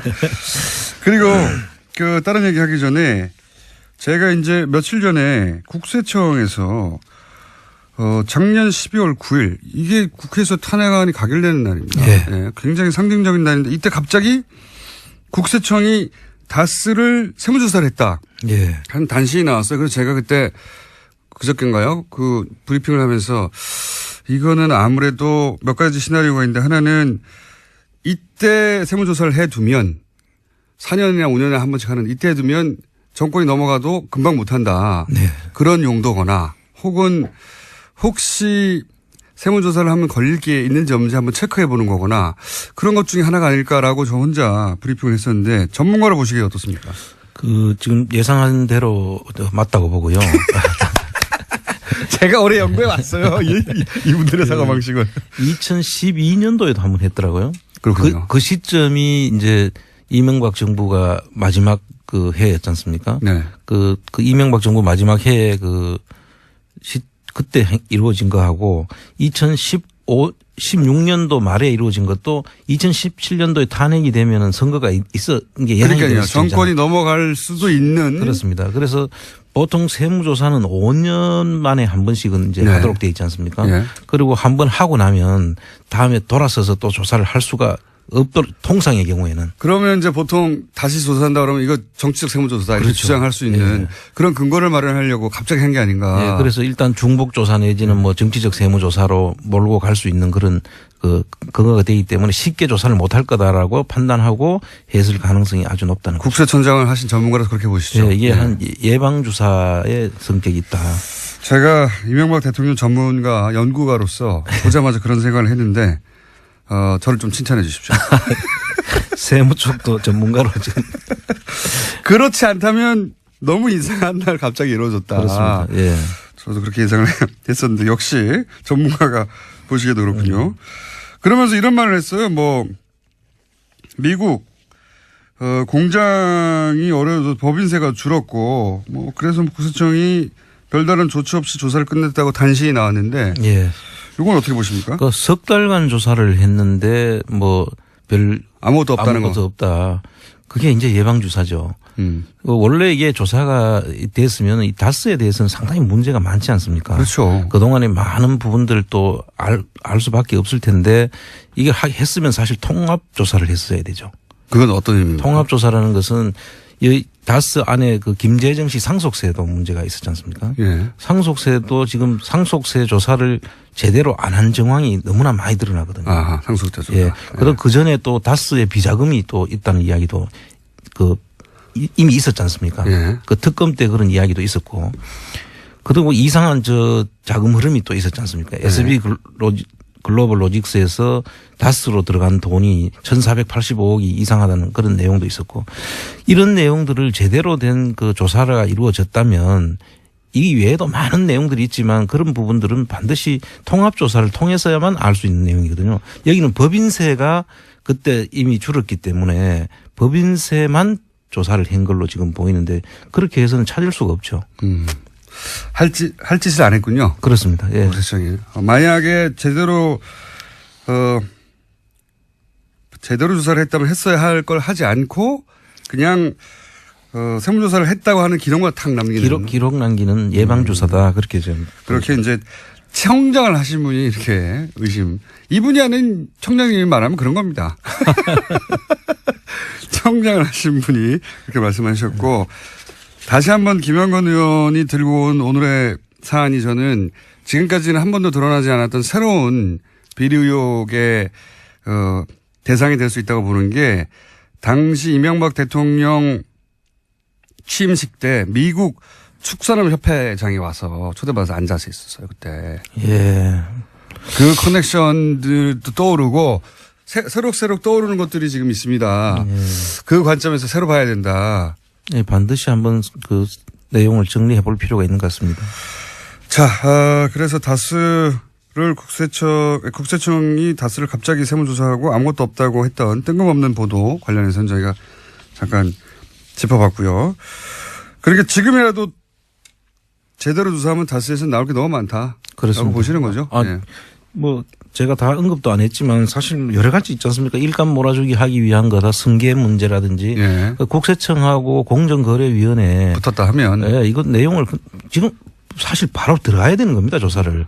이거 안 들어가고 있다는 것은 뭐 지금 우리 정부 지금 이명박 정부하고 달리 그 문재인 정부는 저걸 하지 않지 않습니까? 네. 각 부처를 조사를 하라 마라 지금 지시를 안 하죠. 지시를 지금. 안 하는 정부로 돼 있지 않습니까? 그러면 이 정부에서 이걸 안 한다고 해서 부처에서 그대로 있으면 안 되는 부처가 거죠. 스스로 해야 할 일이잖아요. 이거는 그렇습니다. 사실은. 예. 그걸 안 하고 있는 거죠. 거기에 너무 그동안에 이명박근혜 정부 때 익숙해져 있던 상태로라면 이 지금 부처에서 그냥 내려오기를 기다리는 거 아닙니까? 네. 그런데 지금 문재인 정부는 아마 이걸 하라 마라 소리를 안 할 거예요. 그 검찰에도 그걸 안 해가지고. 네. 예. 검찰도 답답하다고 하고 거꾸로 검찰이 그럼 우리가 알아서 할게 해서 갑자기 전병헌 수석 나오고 그러면 또 청와대에서 우리한테 말도 안 했다고 그러고 뭐 이런 상황이기 때문에 다른 부처들도 기다리고 있을 게 아니죠. 예, 지금 기다리고 있으면 계속 내려오지 않을 거니까 그럼 일을 못 하는 거죠. 안 하는 거죠. 안 하는 국민들한테 아마 저항에 상당히 부딪힐 것이다. 저는 그렇게 보고 있습니다. 더군다나 이제 청장을 지내신 분이 저희 방송과 함께하기 때문에 국세청을 너무 잘 아는 분이 여기 계시기 때문에 앞으로 계속 국세청에 대해서 이거 왜 안 하냐고 계속 묻겠습니다. 저희는 방송을 통해서. 자, 이제 중요한 얘기 하셔야죠. 플랜 다스에게 어떻게 돼갑니까? 지금 이제 모든 준비가 끝났고요. 지금 드디어 끝났습니까? 예, 끝났는 상태고 지금 이제 우리가 구체적으로 플랜 다스계를 하기 위해서는 주식 평가가 이루어져야 되거든요. 그리고 캔코에서 그것을 이제 매물로 내놔야만 저희들이 살 수 있습니다. 예. 지금 다른 매물은 나온 데가 하나도 없거든요. 예. 그래서 그게 평가가 끝나서 매물로 나오는 시점이 지금 이제 곧 이제 아마 예상되는데요. 그 평가가 끝나면 저희들이 이제 바로 금액을 책정을 하고 바로 올릴 수가 있는 상태로. 그러면 지금은 홈페이지는 열었나요? 예, 홈페이지는 열었습니다. 홈페이지 주소가 어떻게 됩니까? 홈페이지 주소는 쇼미더머니 .or.kr 우리 코너하고 똑같은 이름이고요. 쇼미더머니 ORKR이요? or.kr. OR.KR. 네. 근데 아직은 이제 직접 참여할 수는 없고 왜냐하면 평가 이루어지고 금액이 책정돼야 예. 되니까. 지금도 들어오는 분이 있는데 네. 나중에 이제 실제 금액이 될 때는 우리 1대1로 전부 다 우리가 차용증을 쓰고 지금 저희들이 할 계획이거든요. 아, 그렇군요. 그 법률적인 검토를 거쳐서 혹 유사수신 행위니 뭐니 하는 그런 네. 그런 일이 문제가 생길 수가 없도록 하기 법적 위해서 절차는 모든 다 것을 준비되었고. 다 네. 거쳐놨기 때문에 그럼 지금은 게시판에 글을 쓸 수 있습니까? 예, 게시판에 들어오시면 이제 예. 벌써 많이 지금 들어오고 쇼미더머니 어제는 ORKR. 한 번은 이게 이 접속이 폭주해서 예. 내가 들어갈 수가 없더라고요. 한번 보니까. 그 서버 용량이나 혹은 뭐. 그걸 자꾸 늘려야 된대요. 예. 그 돈 좀 들어가는데요. 그 트래픽이나. 뭐 지금 안 그래도 이게 좀 고맙다고 말씀드렸는데 전부 다 자기들이 재능 기부 내지는 자기들이 직접 한 달 가까운 시간을 걸려가지고 자원봉사자들이 하신 겁니다. 그렇군요. 그분들한테는 너무 감사를 드립니다. 쇼미더머니 ORKR로 플랜 다스의 개 프로젝트 홈페이지는 열려 있다고 합니다. 아직은 뭐 게시판만 열려 있는 상태고. 예. 예. 응원 메시지 남겨주시고요. 쇼미더머니 ORKR. 자, 그러면 그게 언제 예상되죠? 지금 작년의 기준으로 봤을 때 11월 말 12월 초에. 지금이네요. 예, 지금 시점인데 아직 지금 나오지 않는 걸로 봐서 요번에 지금 제가 재무제표를 한번 들여다보니까 네. 그 재무제표 속에 이익금이 좀 많이 줄었더라고요. 네. 최근에. 어떤 의미입니까? 이익이 줄었다는 이야기는 매출은 늘었는데 누군가 이익을 가져갔다는 얘기예요? 그래서 지금 제가 의심하는 거는 2010년 2007, 8년부터 지금 한 10년 전까지를 제가 쭉 보니까 매출은 급속도로 성장을 해왔는데 이익금은 똑같아요. 거의 300억대에서 왔다 갔다 하더라고요. 그럼 이익금 일부가 어딘가에 숨어가지고 누군가 그래서 상당히 가져갔다? 그 분식에 의심이 되는. 분식 의심된다. 그래서 실질적으로 원래 매출이 늘어나면 예. 그 뭐 똑같지는 않지만 비슷한 비율로 사실은 당연하죠. 이익도 늘어나야 되는 게 예. 정상 아니겠습니까? 그런데 보니까 매출은 급속도로 늘어났는데 이익은 예전이나 지금이나 거의 비슷해요. 300억대를 왔다 갔다 하는데 그 뭐 결손은 한 번도 없었지만 계속 이익금이 계속 그 수준밖에 유지를 안 하고 있는 거죠. 예를 들어서 매출이 몇 배가 늘었는데 이익금이 그대로입니까? 10년 그렇죠. 사이에? 1조 정도 선에 있다가 지금 2조 7천억 뭐 3조 가까이 육박하는데 거의 3배가 됐는데도 이익금 그대로 이익은 그대로 유지되고 있는 거죠. 이상하긴 이상하네요. 예, 아주 이상합니다. 이상한 일이 많이 일어나는 세긴 합니다만. 그래서 이 회계 감사라든지 뭐 세무조사를 통해서 이런 부분들은 보다 보면 예. 이렇게 계속 이익금이 이렇게 맞춘 듯이 계속 일정하다는 이야기는 문제가 있을 수 있는 회사거든요. 그러면 감사나 이런 데서 지적을 했어야 되는 것 같은데 네. 아무도 제대로 본 것이 아닌가. 근데 요것만 봐도 분식 회계 의심을 하실 수 있는 정도입니다. 그렇습니다. 총장님이시니까. 그러면 만약에 이제 곧 있을 것 같은데 머지않아 플란 다스에게 이 다스 주식 3% 매입 프로젝트. 예. 만약에 3%를 매입한다면 현행 법률이 보장하고 있는 권리 혹은 법률이 보장하고 있는 할 수 있는 일들이 뭐가 있습니까? 제가 간단하게 한번 정리를 해봤었습니다. 네. 그 첫째는 그 임시주주총회를 우리가 정부를 할 수 있습니다. 임시주주총회. 그런데 임시주주총회를 하는 의미는 주주총회를 했을 때도 우리가 3% 주식 가지고 실질적인 권리 행사를 하기가 힘들지 않습니까? 네. 그런데 이게 아주 묘수가 하나 있습니다. 묘수가 뭐냐면 이게 만약에 이명박 씨 개인 재산인데 이거를 다른 사람 명의로 이렇게 차명으로 네. 주식을 해놨다고 하면 만약에 차명 주식에 대해서는 의결권이 제한되게 돼 있어요.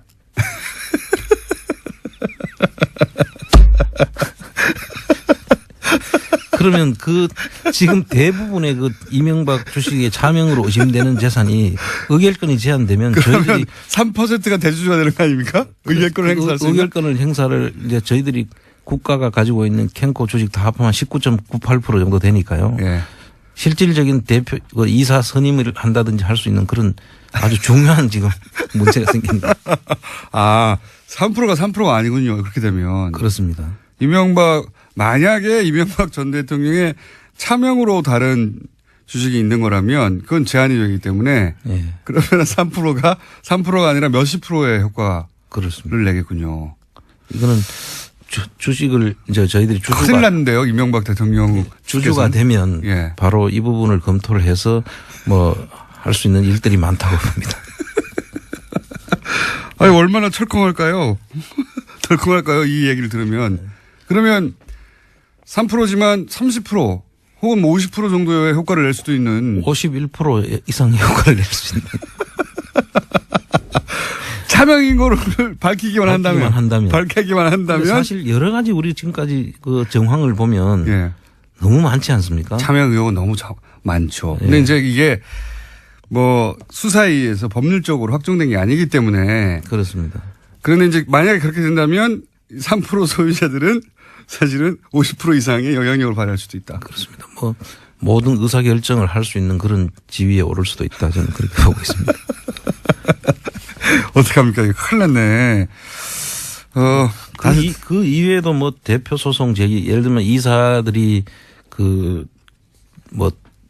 회사의 이익에 반하는 행위를 했다. 그러면 손해배상 청구를 할 수 있는 그런. 이사 해임도 청구할 수 있잖아요. 예, 해임도 청구할 수 있습니다. 네. 이사 해임 청구권도 있고요. 그다음에 위법 행위를 그만두라는 또 유지 청구권을 할 수 있습니다. 이때 유지는 이제 그만두라는 것을 이야기하고요. 그다음 회계 장부를 계속 우리 열람을 할 수 있던 청구를 할 수 있고. 검사 인선 청구권도 있고요. 검사 인선 청구권은 뭡니까? 검사를 이제 우리가 인선을 해서. 네. 여기서 검사는 검찰 말하는 겁니까? 아닙니다. 그 검사는 이거 회계 검사. 회계 검사. 회계를 할 사람을 선임할 수 있다. 예. 법원에 이제 검사인을 선임해서. 예. 예를 들어 회계법인 누구를 선임해서 법원에 이제 검사인을 선정해달라고 해서 네. 회사를 이제 조사를 실시할 수 있는 그런. 회계 감사를 할 수 있는 네. 거군요. 한마디로 말해서. 많은 일을 할 수 있네요. 예. 그래서 3% 뭐 이 중에는 1%만 가져도 되는 데 있는데 3%를 가지게 되면 이렇게 범위가 확대되고요. 네. 일단 많은 것들을 저희들이 직접 요구도 하고. 쇼미더머니 홈페이지 방금 다운됐답니다. 사람들 많이 들어가서 갑자기 아마 방송 들으시다가 들어갔나 봐요. 트래픽을 트래픽 예상되니까, 예. 계속 선을 늘려야 된다 그러더라고요. 맞습니다. 예. 예. 그거 좀 비용 좀 들어갑니다. 예. 예. 그 전에 혹시 기부 받는 방법도 있나요? 하다못해 서버 비용이라도 받는? 예, 홈페이지를 통해서 이제 회원 가입을 하면 회비 내는 거 하고 네. 그다음 또 저희들이 후원을 받으면 지금 아직 임의단체이기 때문에 네. 신고를 하고 이제 후원을 받을 겁니다. 아, 그렇군요. 예. 지금은 방법이 없군요. 예, 그렇습니다. 3%로 3%가 3%에 불과한 게 아니라 3%만으로도 법적으로 보장된 권한이 있지만 이제 이게 차명 주식이라는 게 밝혀지면 예. 그게 삼성생명의 이건희 차명 주식도 의결권 제한 규정 때문에 문제가 되는 거하고 똑같은 거죠. 차명이 밝혀지면 이제 회사의 의결권을 행사하지 못한다는 것은 회사 주인이 아니라는 뜻이죠. 그렇습니다. 그러면 3%가 주인이 될 수도 있습니다. 그렇습니다. 이게 생각보다 큰 일이네요.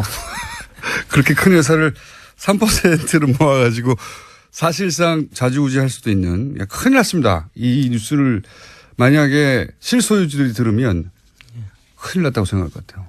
그래서 얼마나 미울까요?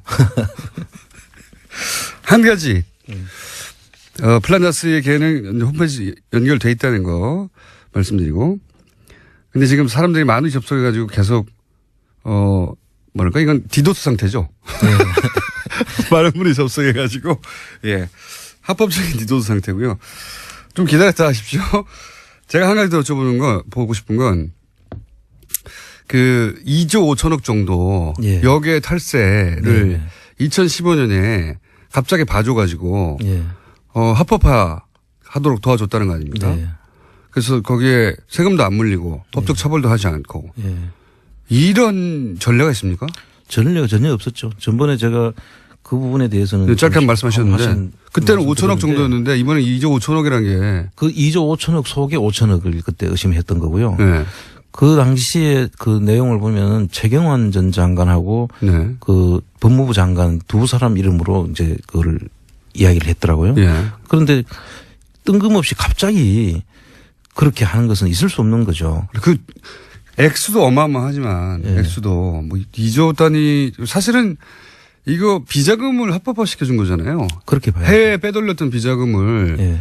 그냥 정상적인 돈으로 만들어준 거 아닙니까? 예.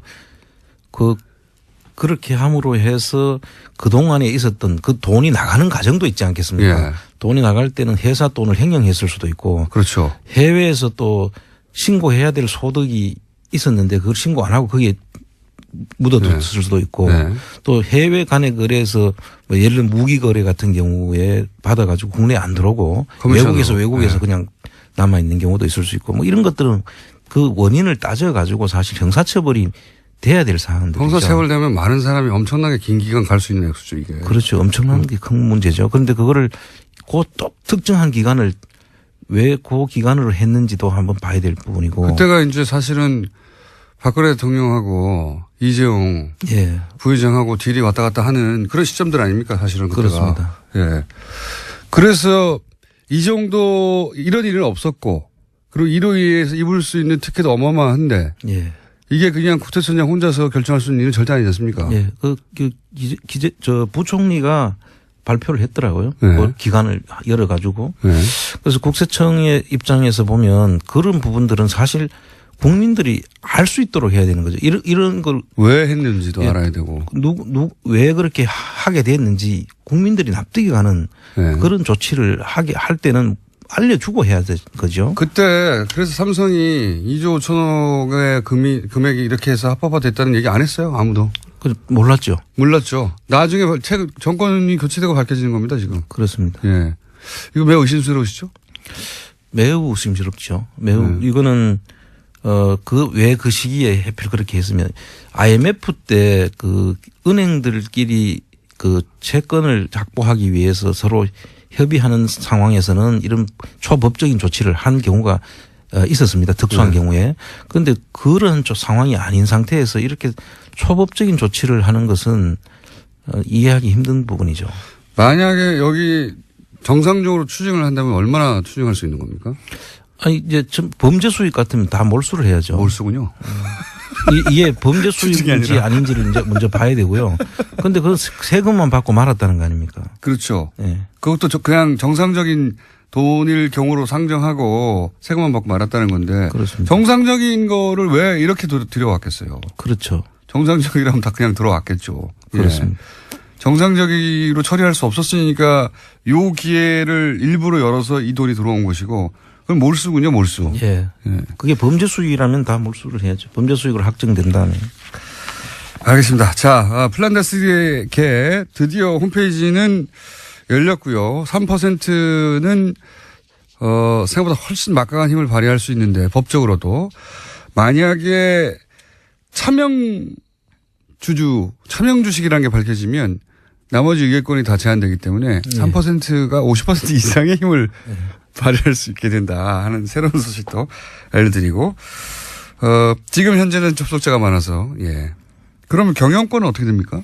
경영권도 이사들 해임할 수 있는 권한이 있습니다. 3%가 차명 주식으로 밝혀지면 경영권 행사를 실질적으로 할 수 있는 그런 게 아까 51% 효과가 있다는 게 그런 겁니다. 네. 참 좋아요. 이거 큰일 났는데 3%로 경영진을 교체할 수도 있겠군요. 이제 그 사이에 이제 차명 주식을 저희들이 밝혀야죠. 네. 청장님? 예. 저 뭐 하나 시켜주세요, 그럼. 부회장이나 이런 거 좀 시켜주세요. 자, 홈페이지 열렸습니다. 네. 아직 받고 있지는 않습니다만 열렸습니다. 너무 접속자가 많아서, 예. 오늘 저녁에는 한번 다시 해보시고 지금은 폭주하고 있어서 안 열리나 봅니다. 오늘 여기까지 하겠습니다. 안원구 전 대구지방국세 청장이자 플란다스의 개주였습니다. 감사합니다. 예, 감사합니다. 쇼미더머니.or.kr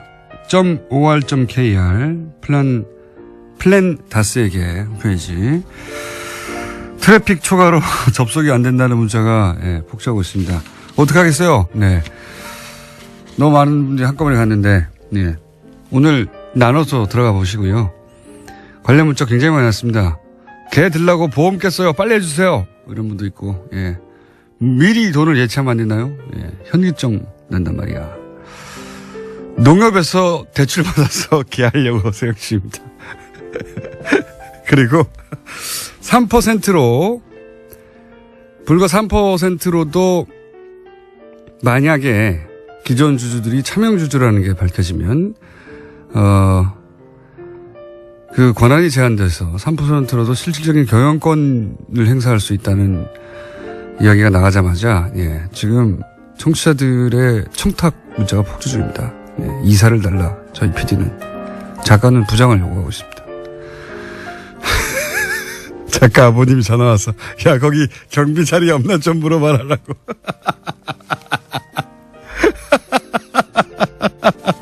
다 실합니다. 네, 다 실하고요.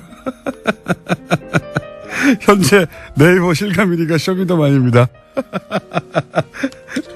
아마도 그 케이블에서 하는 프로그램이 갑자기 떴나 생각하실 것 같아요. 예. 그게 아니고 쇼미더머니는 네, 플란다스에게 홈페이지 떴다는 거. 많은 분들이 기다려 계시군요. 뜬 거 보니까. 그리고 이명박 전 대통령 목격담이 올라왔습니다. 어제 양재 스포타임에서 테니스를 치러 오셨다고. 아마도 같이 테니스를 치는 분이 목격하신 것 같네요. 네. 건강을 챙기셔야죠. 예. 테니스 치러 오셨다고. 앞으로 저희가 제보 왔습니다. 오늘 굉장히 중요한 제보를 받아야 되겠다고 생각한 대목이 뭐냐면, 이명박 전 대통령 때, 무려 70%, 네. 방역 비용의 70%를 이명박 전 대통령도 썼다 하는 김현건 의원의 내용 들으셨죠? 이게 단순히 농가 피해뿐만 아니라 이익의 관점에서 바라보면 전혀 사건이 달리 볼 수 있으므로 관련해서 아시는 내용이 있는 분들은 저희한테 제보 좀 주십시오. 네. 기무사를 못 가시니까 이제 스포타임으로 가셨군요. 네. 그리고 MB 시절에 이 축산 관련한 이야기 들으시면서 정말 많은 분들이 문자 보내셨어요. 예. 고기 얘기이기 때문에 공장장이 깊이 감정이입하는 모습 인상 깊습니다. 그렇기도 합니다. 사실 돼지가 지능이 개 이상이라고 하잖아요. 그 돼지를 그냥 몰고 가서 생으로 절차들이 있거든요. 최소한 인도적인 절차들이 있거든요. 뭐 질식사 시킨다든지 질식사 시키고 이제 묻는다든지 해야 되는데 그냥 멀쩡하게 있던 돼지들 다 몰고 가서 생으로 몇 천만 원씩 그냥 파묻어 버렸잖아요. 그 자체도 정말 사람이 할 짓이 아닌데, 예. 그뿐만이 아니라 그 일이 만약에 어떤 이권을 위해서 일어난 일이다. 천인국날 일이죠. 그리고 뭐 이런 제보도 있습니다. 당시 그 수입 돼지고기, 소고기 유통업체들 잘 봐야 합니다. 네. 관련해서 몇 가지 문자 있습니다. 이런 점은 소문이 있었다고. 그리고 며칠 전 보더콜리 강아지 입양했는데 이름을 다 쓰러졌어요. 이 녀석이 말썽을 부려서 철장에 가뒀습니다.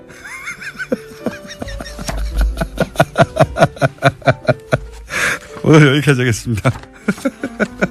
조선일보에서 보도를 한 것을 네. 그 당시만 해도 사실 외신을 접하기가 우리가 어려웠었죠. 맞습니다. 인터넷이 이제 초창기였으니까. 네. 그래서 외신 보도가 나오면 그런가 보다. 당연히 이런가 보다 했는데. 믿었던 당시였는데 네. 딴지일보에서 네. 정말 그러고 들어가 봤더니 전혀 사실과 다른 네. 그런 내용으로 이제 한국에서 보도가 돼서 그거를 크게 한번 비판을 했던 그 기사를. 그러니까 조선일보가 외신에 나온 걸 왜곡을 했죠. 그렇죠. 왜곡을 한 거를 새로운 영문법 어떤 말도 안 되는 영문법이라고 예. 제가 그게 원조라고 할 수가 있는데 20몇 년 만에 이제 다시 해보는 겁니다. 완전히. 예, 이제는 그 외신의 보도를 이렇게 왜곡할 수 있는 그런 시대는 아니죠. 저도 그 다른 방송에서는 그 외신에 보도된 한국 소식들을 이렇게 전하고 있습니다만은 제가 이야기를 해도 누군가가 아무나 그 바로 그 체크 들어갈 수 있어요. 그렇죠. 저한테도 그 많은 전문가들이 문자가 옵니다. 네. 그거 어느 기사냐. 네. 그럼 제가 저 사이트를 알려드려요. 네. 그럼 들어가서 확인할 수 있거든요. 그렇죠. 그러시기 때문에 근데 이제 특히 정치인들의 이런 인터뷰나 주장들은 팩트체크를 안 해요. 이게 어려운 이유가 그러니까 지금 같은 경우도 안철수 대표 같은 경우에 이제 그 전문가하고 이번에도 그 슈미트 박사하고 독일 연구소의 이제 박사님 예. 하고 이제 인터뷰를 했다 이거예요. 예. 그렇게 되면은 이제 그 일단 공개된 어떤 그 인터뷰도 있을 거고 그다음에 이번의 경우도 비공개 장소로 들어가서 이제 두 분이 이제 토론하는 이런 거를 통역사하고 들어가 있을 텐데 그러면은 우리나라 언론에서는 들어갈 수가 없는 거 아니에요? 그러니까 결국은 그 해당 그 당에서 주는 보도 자료. 이번에는 그런 케이스라기보다는 같은 자리에서 했던 이야기인데 다르게 나갔다는 거예요. 요지는. 요지는 그거고. 예, 요지는 그 기자도 따라갔는데. 기자도 따라갔어요? 예, 기자도 따라갔는데 충분히 전달되지 않았거나 취지와 다르게 갔거나 하지 않은 말. 본인이 한 말은 빠지고 상대방이 안 한 말은 들어가고. 그러니까 보도 자료만 예. 나온 게 아니라 실제 기자도 갔는데도 갔었다. 그렇다. 예. 그건 더 심각한 문제. 더 심각한 문제죠. 예. 그래서 이제 설마 이 한스 요햄 슈미트 독일 헤센 평화 갈등 연구소의 박사를 인터뷰하라. 저희는 합니다. 그러니까 이건 굉장히 좋은 취지이신 것 같고 네. 앞으로 이 체크는 이제 뭐 계속 해주셔야 될 것 같아요. 정치인들이 외국에서 누군가와 인터뷰를 했다. 그 네. 내용이 보도가 될 때 과연 그렇게 됐는가? 이거는 체크가 돼야 될 것 같다는 생각이 듭니다. 국내 최초의 글로벌 팩터 체크 연구소가 또 하나 열리고 네. 인문결도 제대로 잘 안 되고 있는데 거기 소장까지 맡으신. 잘 돼요. 왜 그러세요? 그리고 이제 그래서 정치인들 해외 나가가지고 가끔씩 나갔다 와서 뭐라 하잖아요. 네, 네. 뭐 전술핵이 어쨌다느니 뭐 이런 거 다 체크할 겁니다. 정치인들이 외국에 나갔다 들어오실 때 가끔 이렇게 일종의 뭐랄까 이렇게 뭐 주사를 한 대씩 맞고 들어오시는 언론 그런 것 플레이 하죠. 같아요. 와가지고 뭐 그거 큰일 하고 온 것처럼 네. 앞으로 다 인터뷰 다 하겠다, 다. 그리고 이 두 번째 문제가 이제 두 번째 문제는 할 수가 없습니다. 시간이 끝나서. 벌써요? 아. 임상훈 소장님이었습니다. 감사합니다. 네, 감사합니다. 이 코너명 제안이 계속 쏟아지는 코너. 지금까지는 이제 저거의 빡침. 3주째 가지고요. 예. 그 사이에 또 온, 코너명들 박수무당이 있고요. 예. 박수무당. 그리고, 상쾌한 빡침도 있고요. 정치 예체능도 있고요. 마음에 드시는 거 있습니까? 그 중에 혹시? 이때까지는 적과의 빡침이 가장 사람들의 많은 지지를 받았는데. 박시현 전 대표 나오셨습니다. 안녕하십니까? 안녕하세요. 예. 안녕 못합니다. 솔직히 말하면. 또 특히 김어준 총수를 아침에 보러 가니까 더 안녕 못합니다. 당이 안녕 못하니까 안녕 못하시겠죠. 예. 국가가 안녕 못합니다. 예, 북한이 ICBM 쏘아대고 예.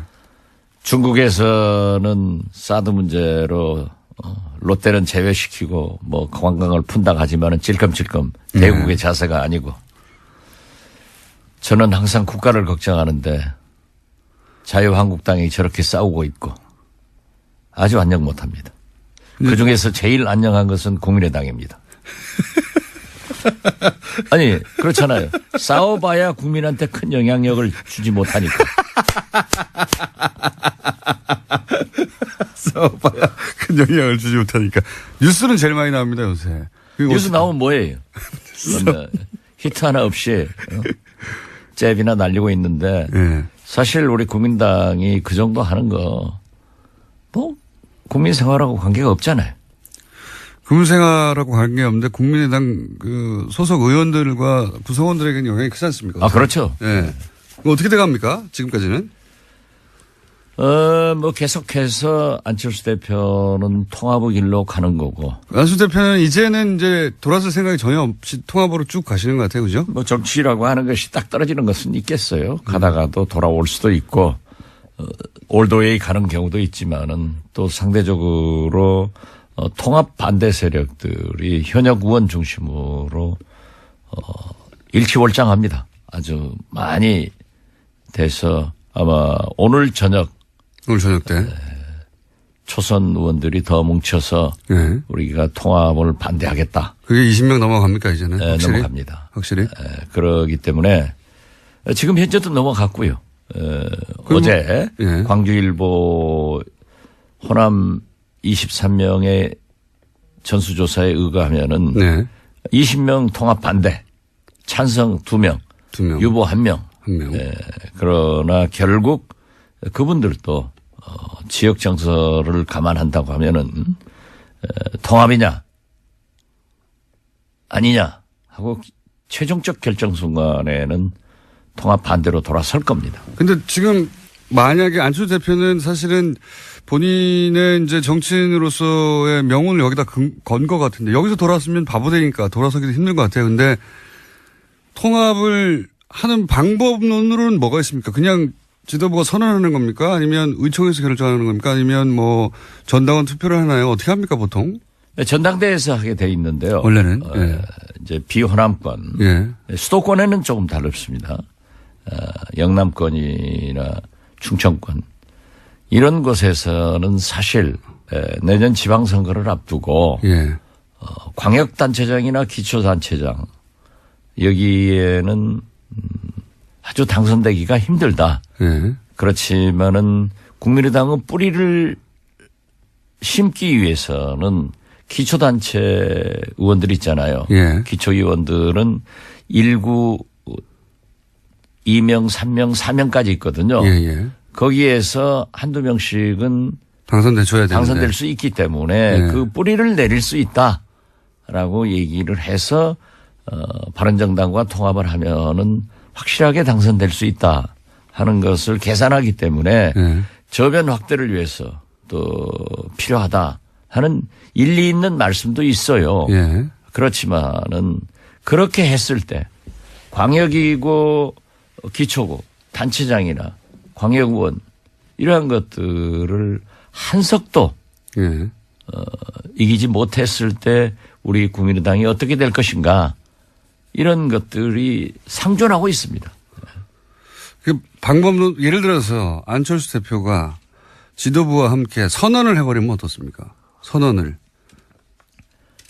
한다고 하더라도 전당대회에서 의결을 해야 되기 때문에 무조건 일단 전당대회를 소집해야죠. 전당대회에서 지금 말씀하신 대로 그 호남계 의원분들과 호남에 계신 분들의 정서는 다를지 몰라도 다른 원외 지역구위원장이나 다른 분들은 말씀하신 대로 통합하는 게 더 유리하다고 생각하는 분도 있을 수 있어서 전당대회에서 통과될 수도 있지 않습니까? 물론 정치인 해외 순방이 많죠. 네. 동행한 기자나 본인 입으로 방문 성과가 전해지는데요. 뉴스공장에서는 앞으로 이 해외발 순방 뉴스 팩트 체크를 해보려고 합니다. 네. 오늘은 첫 번째 순서로 지난 트럼프 대통령 방한 직전에 독일과 이스라엘을 방문해서 아이언돔의 배치 필요성과 수도권 3중 방어가 필요하다는 주장을 했던 안철수 대표. 이 안철수 대표의 독일 방문 때 아이언돔의 필요성, 수도권 3중 방어에 대한 논의를 했던 상대방이 있습니다. 독일의 안보 전문가 헤센 평화갈등연구소의 한스 요하임 슈미트 박사 직접 연결해 보겠습니다. 안녕하세요. 안녕하세요. 먼저 이 헤센 평화갈등연구소는 어떤 것이고 본인은 어떤 연구를 하고 있는지 설명 좀 부탁드립니다. 네, 설명을 해드리자면 저희 연구소는 독일 및 또 유럽에서 가장 큰 평화 갈등 연구소로서 지금 현재 80여 명의 직원들을 운영을 하고 있습니다. 그리고 한 50명에서 60명 정도의 과학자가 같이 저희와 함께 프로젝트를 하고 있고 6개 연구 부서가 있습니다. 저는 그 중에서도 굉장히 큰 국제 안보 부서에서 종사하고 있고요. 저는 전문가로서 이제 전체 국제적인 그런 무력과 관련해서 그리고 EU 내에서의 군 통제와 관련해서 연구를 하고 있고 또 한반도의 이런 비핵화와 또 핵 관련해서 연구를 하고 있습니다. 그렇군요. 제가 듣기로도 이제 한반도 문제하고 핵 안보 분야 전문 수석 연구원으로 제가 알고 있었는데 그런 연구를 하시는 분이고 그런데 이제 한국에서 국민의당 안철수 대표가 지난 11월 4일 독일을 방문해서 프랑크푸르트 한 식당에서 만나 오찬을 한 것으로 보도가 됐습니다. 당시 만남이 어떻게 이루어진 거죠? 네, 그때 당시 안철수 대표의 요청이 있었기 때문에 만나게 된 것입니다. 그래서 프랑크푸르트에서 한국 정부와 또 프랑크푸르트 내에 있는 이 영사관 쪽을 통해서 저희가 만나게 되었고요. 그때 당시에 안 대표는 안보와 관련해서 이제 질문들이 있고 또 같이 논의를 해보고자 하면서 만났었습니다. 그래서 이스라엘에 있는 아이언돔을 방문을 할 예정이었기 때문에 또 미사일 방어 체계에 대해서도 굉장히 궁금해했습니다. 국내 언론을 통해서 전해진 당시 안철수 대표의 발언 내용을 보면 수도권에 3중 방어망이 필요하고 그래서 이를 위해서 이스라엘 아이언돔 시스템 도입하는 게 좋겠다 이런 발언이 있었다고 하는데 이에 대해서 박사님은 어떻게 답변을 하셨는지. 네, 아이언돔 같은 경우에는 제가 봤을 때는 서울이나 또는 인근 지역의 인구들을 보호할 수는 없을 거라고 생각을 합니다. 제 생각에는 이게 그저 뭔가 효과가 있다면 플라시보 효과 정도만 주지 않을까 생각을 하고요. 정치인들도 그걸 잘 알고 있다고 생각을 합니다. 그저 아이언돔이 주는 효과 같은 경우에는 제한적인 방어만 수도권 지역에게는 제공을 할 수 있다고 생각하고 만일에 북한이 아주 제한적으로 공격할 경우에만 도움이 되지 대대적인 공격일 경우에는 이게 오히려 문제가 될 수도 있다고 생각을 합니다. 결국에는 이런 아이언돔 같은 경우에는 큰 규모의 공격일 경우에는 방어가 전혀 되지 못하고 제한적인 방어만 제공을 할 수 있지 않을까 생각합니다. 안철수 대표를 만났을 당시에 그렇게 답변을 하셨습니까? 네, 제가 그렇게 안철수 대표에게도 설명을 했습니다. 사람들에게 심리적인 안정감만 가져다 주지 않을까라고 얘기를 했었고 정치인들도 그 부분들을 익히 알고 있을 것 같습니다. 그리고 이 아이언돔이라는 것 자체도 굉장히 비쌉니다. 게다가 3중이라는 말씀을 하셨는데 3중으로 하더라도 제한적인 방어만 제공을 하지 않을까 싶고 그 제한적이란 상황 자체가 좀 어려운 것 같습니다. 대화가 없어서는 경우에는 전혀 문제가 해결이 되지 않을 거라고 생각을 합니다. 압박과 제재가 있고 또 대화가 같이 있어야 뭔가 해결책이 나오고 또 거기에다가 같이 또 북한에게 제안을 해야 되는 부분들도 있을 것 같은데 아직은 압박과 제재만 있지 전혀 제안은 없는 것 같아 보입니다. 문재인 정권이 대화도 필요하다라고 얘기를 하는 거에 대해서는 충분히 옳다고 생각을 합니다. 그래서 북한에게 새로 대화의 장으로 나올 수 있도록 뭔가 길을 보여줘야 하는 필요성도 있다고 생각하는데 지금 현재 미국 측도 그렇고 북한 측도 그렇고 대화를 원치 않은 것 같습니다.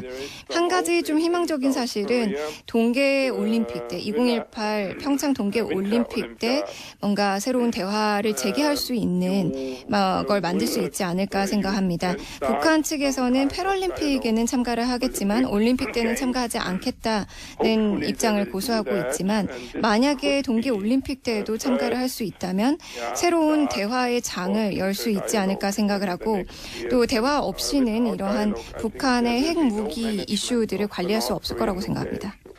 알겠습니다. 오늘 인터뷰 감사하고요. 또 뵐게요. 네, 감사합니다. 지금까지 독일 헤센 평화갈등연구소의 슈미트 박사였습니다. 그리고 통역에는 동시통역사 조주연 씨였습니다. 감사합니다. 자, 인문결 연구소 임상훈 소장님 나와 계십니다. 안녕하십니까? 네, 안녕하십니까? 갑자기 이 코너가 뭐냐? 예. 정치인들 해외 순방이 많잖아요? 예.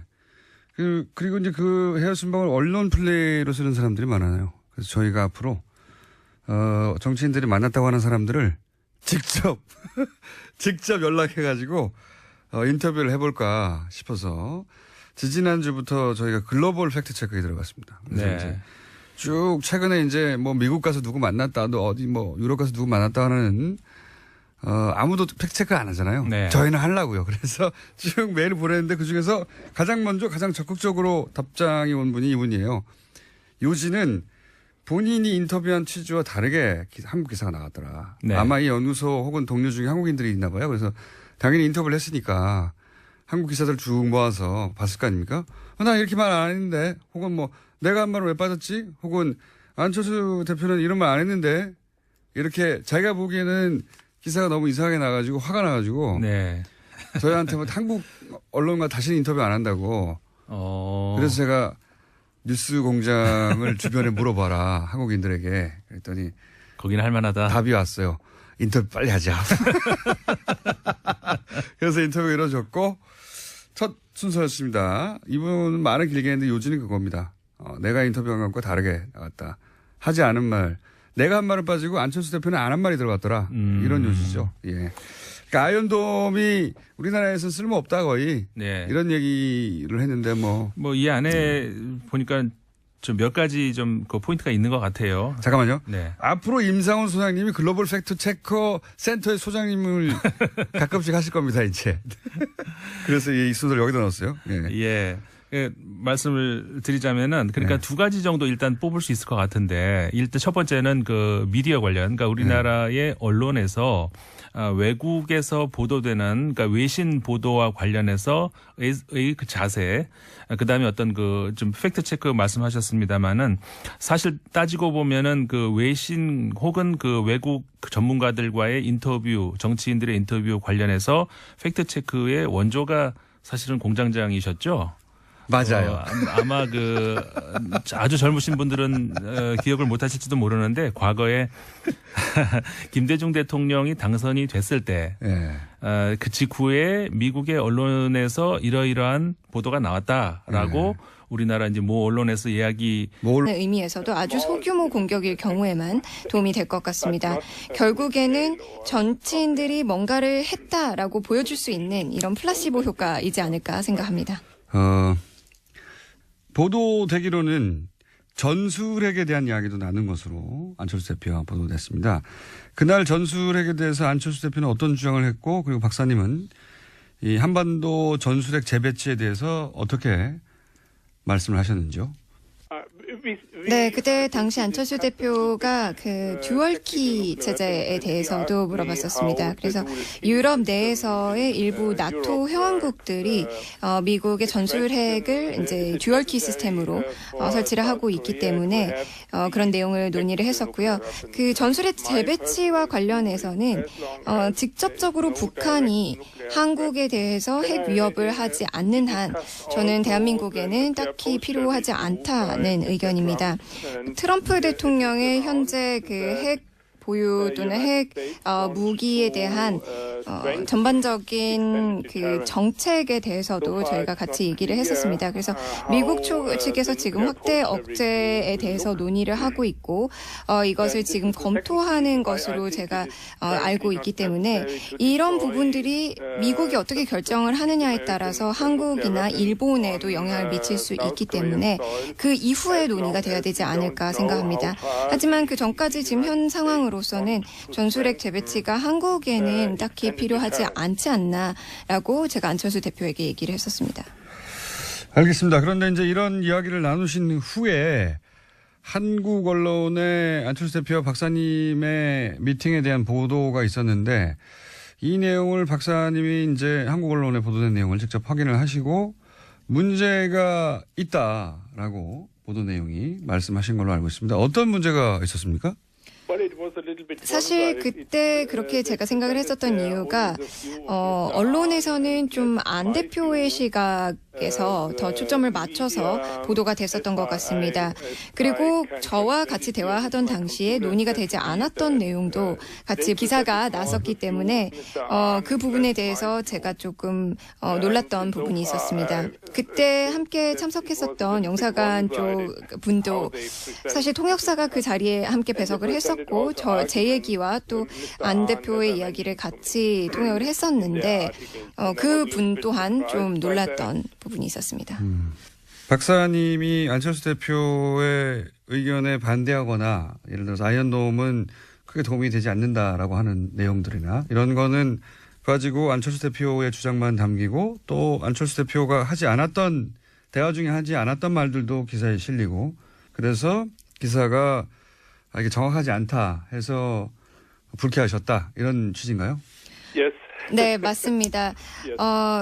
사실 아이언돔 자체를 완전히 반대를 하기보다는 제가 분명히 수도권 지역을 보호하는 데에는 이게 충분치 않다. 그리고 내 시각에서는 돈이 너무 많이 들고 또 그 돈에 비해서 아주 제한적인 방어 체계만 제공을 할 수밖에 없기 때문에 이것은 맞지 않다라고 얘기를 했었는데요. 그리고 분명히 심리적인 부분만 충족시켜 줄 것이라고 얘기를 했었고 안 대표도 그 부분을 알고 있었습니다. 약간의 일방적인 내용만 담기고 또 저희가 같이 논의하지 않았던 부분도 기사에 실렸다는 점이 좀 실망스러웠습니다. 전문가시니까 한두 가지 질문만 더 드리겠습니다.